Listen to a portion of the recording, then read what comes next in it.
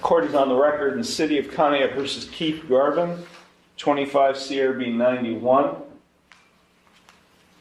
On April 7, 2025, Mr. Garvin pled not guilty to one count of domestic violence, a first-degree misdemeanor.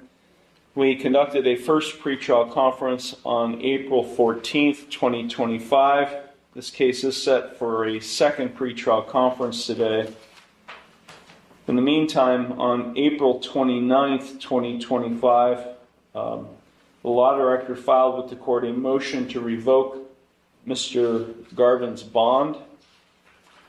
And so the court also, in addition to the pretrial conference today, the court also set this case for a hearing on the motion to revoke. This case was set at 9 a.m. today.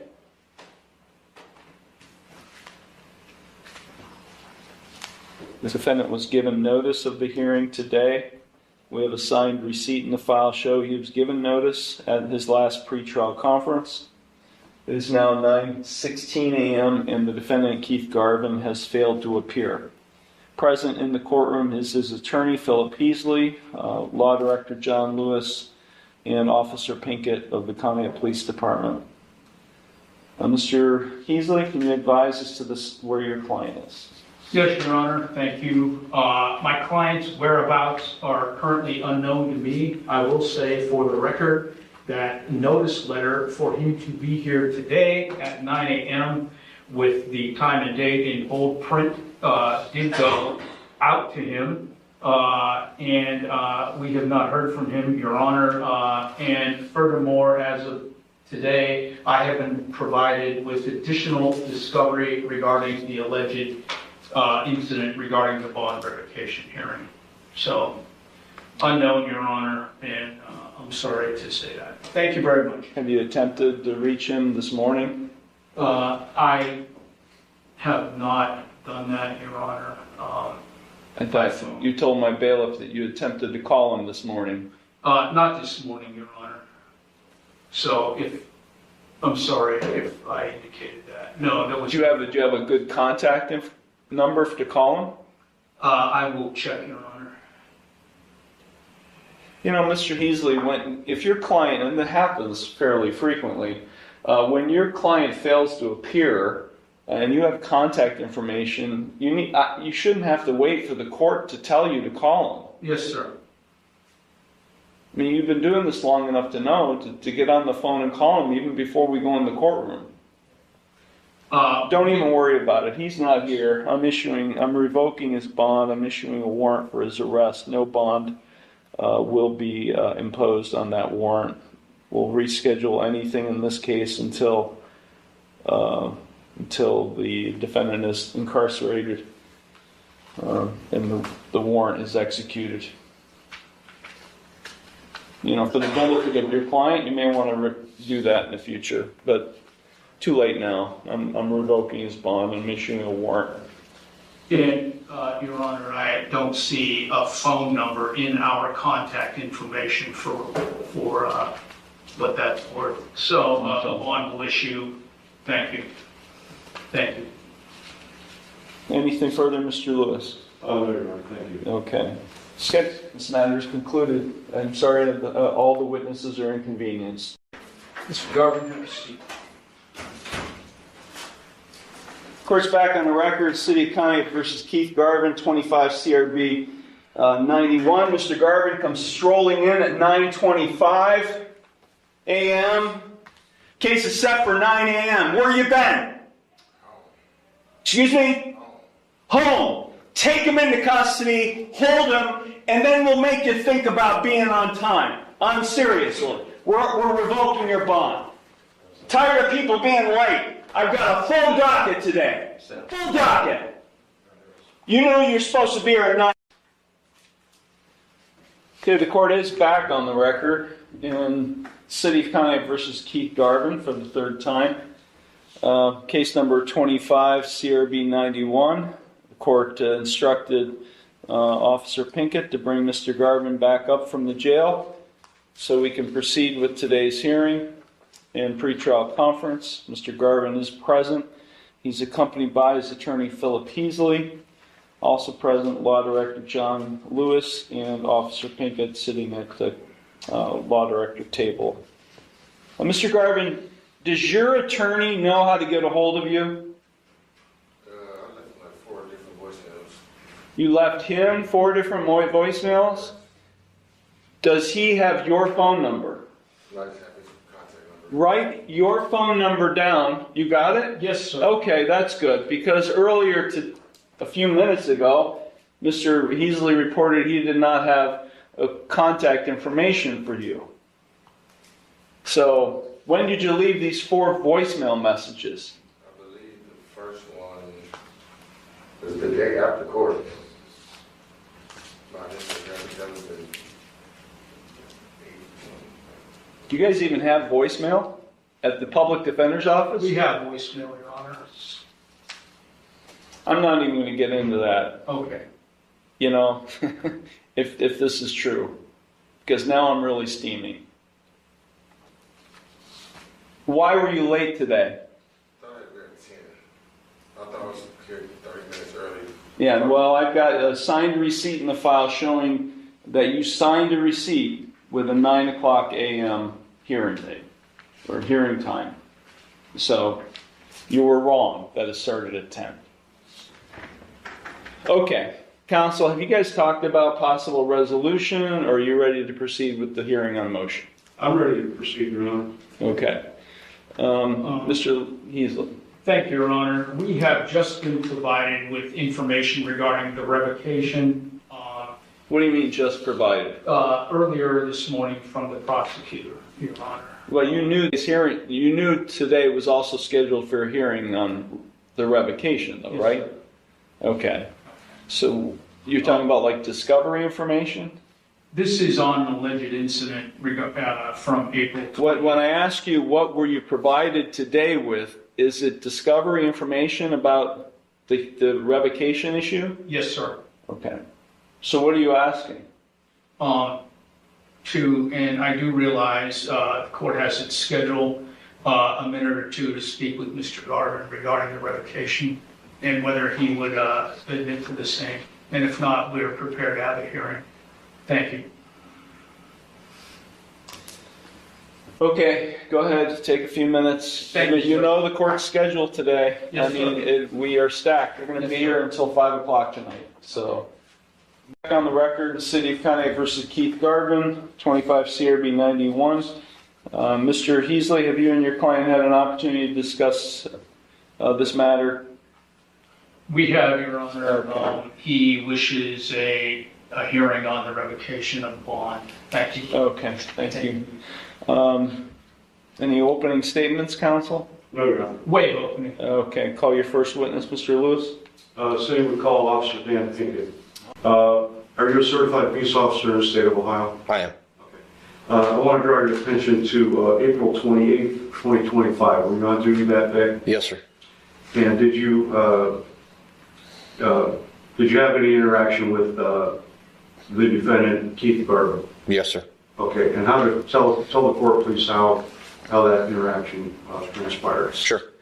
I returned to the Conneaut Police Department to meet with a male subject identified as Mr. Garvin in the front lobby of the police department. Mr. Garvin proceeded to tell me that while in the vehicle with the mother of his child, Tony Martini, that she struck him several times in the face while they were going to get dog food. Did that allegedly happen on April 28th Yes. in the city of Conneaut? Yes. He was in the vehicle with the alleged domestic violence victim, Tony Martini. That's correct. Or he was being the victim in this case. Told you? Yes, sir. Okay. What, if anything else, did Mr. Garvin tell you? That while they were going to get dog food, he called his friend to go lock his front door.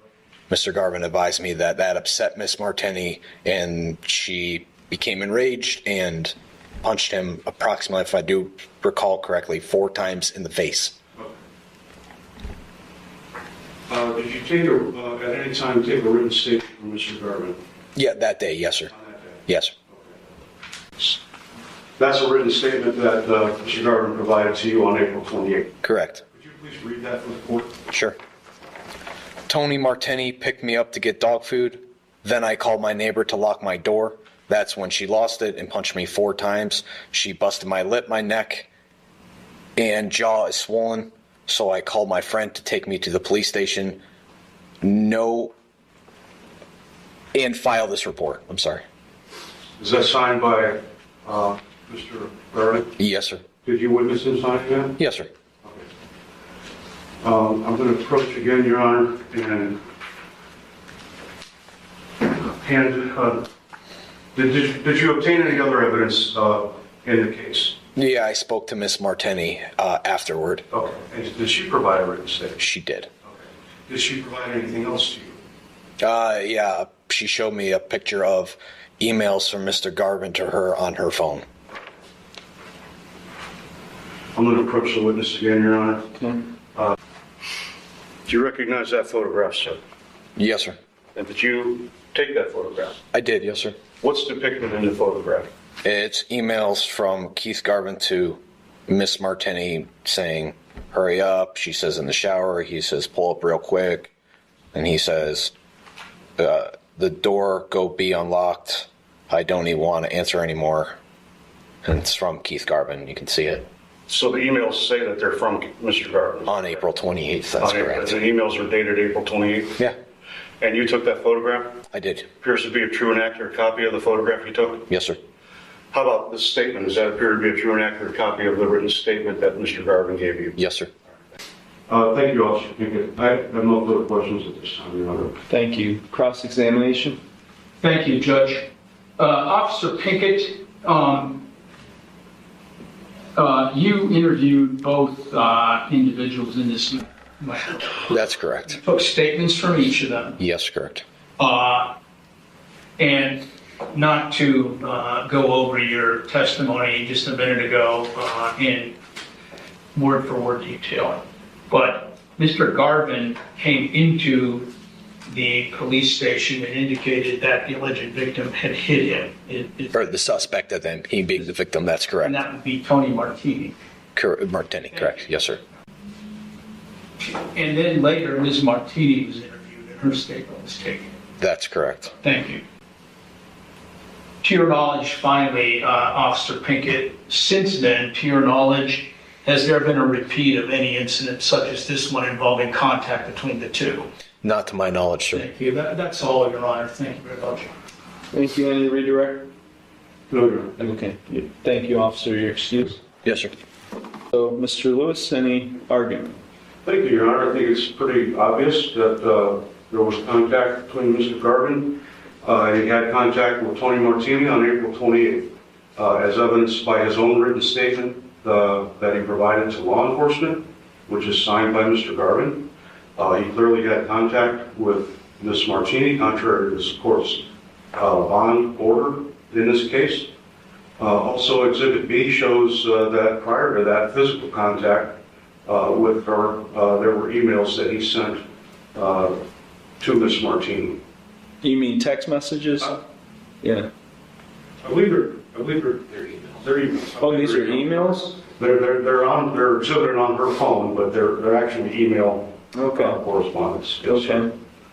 So I think it's obvious that the defendant had contact with Tony Martini on April 28th, contrary to the bond order of this court, which ordered him to have no contact with Tony Martini, and therefore city would ask that Mr. Garvin's bond be revoked and that he be taken back into custody. Thank you. Thank you. Mr. Heasley? Thank you, Your Honor. Just briefly in response, we heard what the officer said, and it began with my client, Mr. Garvin, reporting an alleged crime, an incident regarding the alleged victim, Ms. Martini, that may not be a defense to a no contact order, which is what is before this court today. But I think it may very well be some sort of mitigating circumstance of some kind that is up to the court to determine. And what he said in his statement was clear that she hit him. We're not here today for that. He's aware that a no contact order is on and is still in effect, which is why we're here today. I believe they do have one child, is that correct? Yes. One child together. And he's aware of, he was just taken into custody earlier today, of the consequences of violation of no contact orders. Your Honor, we would hope that his bond not be completely revoked, that he could avoid going back into jail. The original case is still, of course, on and pending. And I think that earlier this morning gave a clear indication of the fate which awaits Mr. Garvin at the hands of the court. He does work at an establishment called Castaways, and he must avoid, under whatever circumstances there are, any further contact with the alleged victim in this, Ms. Tony Martini, and that is all. Thank you very much. Thank you. Any response to any of that, Mr. Lewis? No, Your Honor. So Ms. Martini didn't testify, and she's in the courtroom today. Ms. Martini? Which one is Martini? Ms. Martini, the evidence offered by Mr. Lewis through the police officer indicates that you were together with Mr. Garvin on April 28th, 2025. And the text message, or email, I should say, more or less indicates that you were a willing participant in this contact. Yes.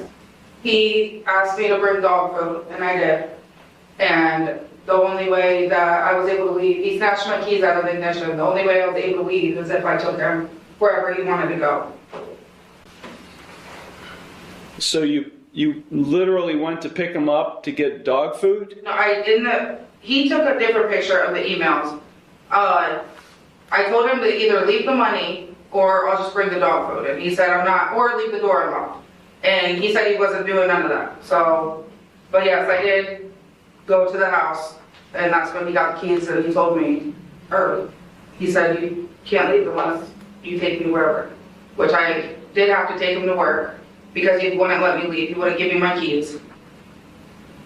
I actually had to take him to the store, to work, back to the house, and he tried to get me to take him back to work. But that's when he told me that he was going to come up here and make a police report if I didn't take him back to work. So then he called a friend to pick him up to bring him up here. Why dog food? Because we have a dog there, and he doesn't really take care of animals. So I'm So you have a dog together? not together, but I do. There is a dog at the house. At the house he's at? Yes. Okay. I mean, Mr. Garvin signed a bond on April 7th, 2025. It's in bold print. It says that he is to have not consumed, possess alcohol or drugs, subject to random chemical testing, no contact with victim Tony Martini. I mean, no contact means no contact. I do find the defendant has violated the conditions of his bond by having contact with Tony Martini. So what would you like me to do, Mr. Now that I found that he's violated the condition of his bond? All right. Revoke the bond and place Mr. Garvin into custody. I mean, this is an ongoing situation, as the court is aware. Ms. Martini has informed me that she's filed an eviction proceeding against Mr. Garvin. The house that Mr. Garvin is residing in belongs to Ms. Martini. It's just an ongoing issue. And I believe, I didn't have Ms. Martini testify in interest in moving this proceeding along because I understand the court stopped in his slam today. But Ms. Martini told me previously that these emails have continued from Mr. Garvin to her beyond April 28th. I think that The facts here warrant, I mean, blatantly ignoring the court's order not to have contact with Ms. Martini. I would ask the court, I realize the jail is pretty full right now, but I don't know what other, obviously the court order is not going to work to keep Mr. Garvin from having contact with her. And I did discuss with Ms. Martini the fact that she's not to have contact with him either, in respect of the court order. So I did explain that all to her, Your Honor, as well. I indicated that Mr. Garvin has the rights of a tenant currently in that house, even though he's not, I don't know if he's paying rent or not, honestly, but he does have the rights of a tenant. This doesn't give her the authority to go into that house because he has the rights of a tenant. So it's one of those situations where you just kind of shrug your shoulders. This is clearly a blatant violation of the bond order. I would ask that Mr. Garvin be taken into custody and remain there until such time as the case is resolved. Thank you. Thank you. Mr. Heaston? Thank you, Your Honor. In response to that, we would hope that, although it is in the court's discretion to do that, we would hope the court would not.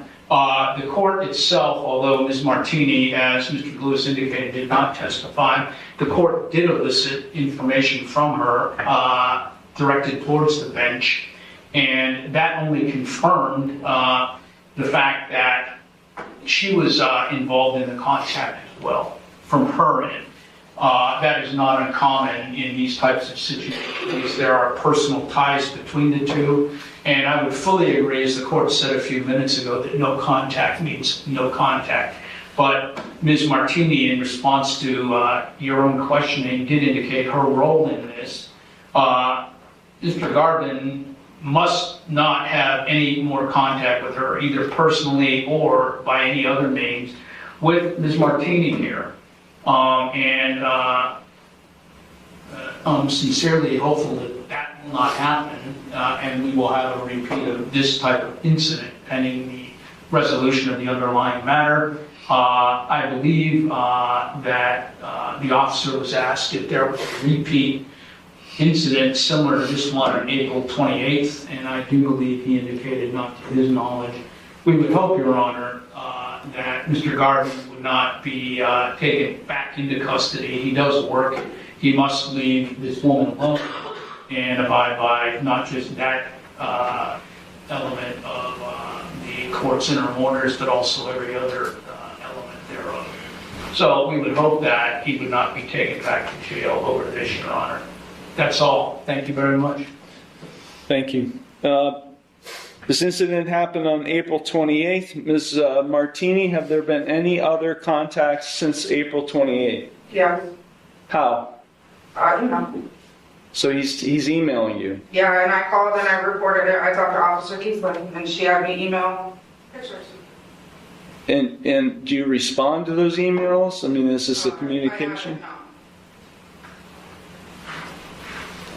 What don't you get about no contact, Mr. Garvin? I actually told my attorney she broke the no contact with the day after. Yeah, well, she's not ordered to have no contact with you. You're ordered to have no contact with her. She came in the house the day after court, the initial hearing. I told Philip that.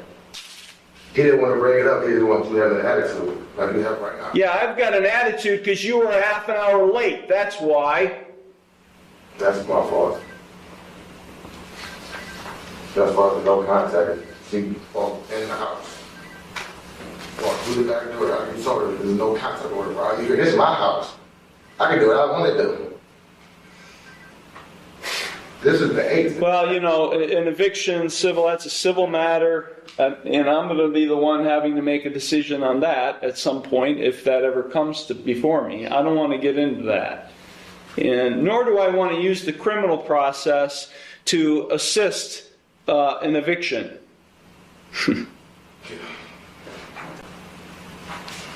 Because I've been confronted with that in the past. Look, Mr. Lewis mentioned it. And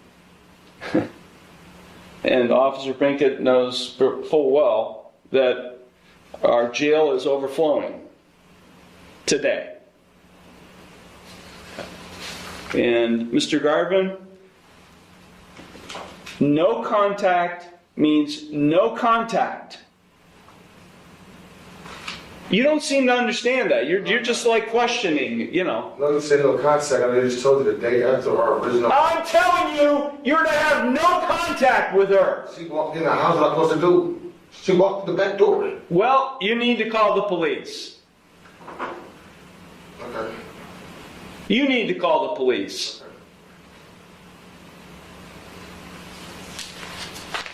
And I don't know about these emails. I'm looking at an exhibit of emails clearly showing contact by you outside of her coming into your residence.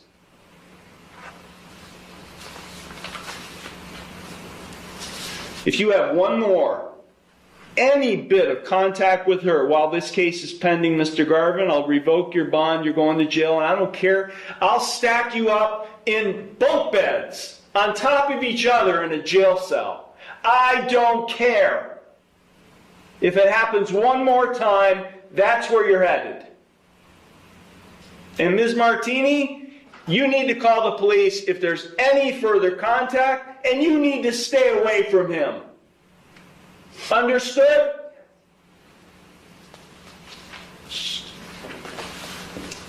We'll set this case for a final pretrial conference in the near future. Bond will continue as previously set, although I am finding that he did violate the conditions of his bond, and I will make clear that if it happens once more, we will revoke it and he'll go to jail.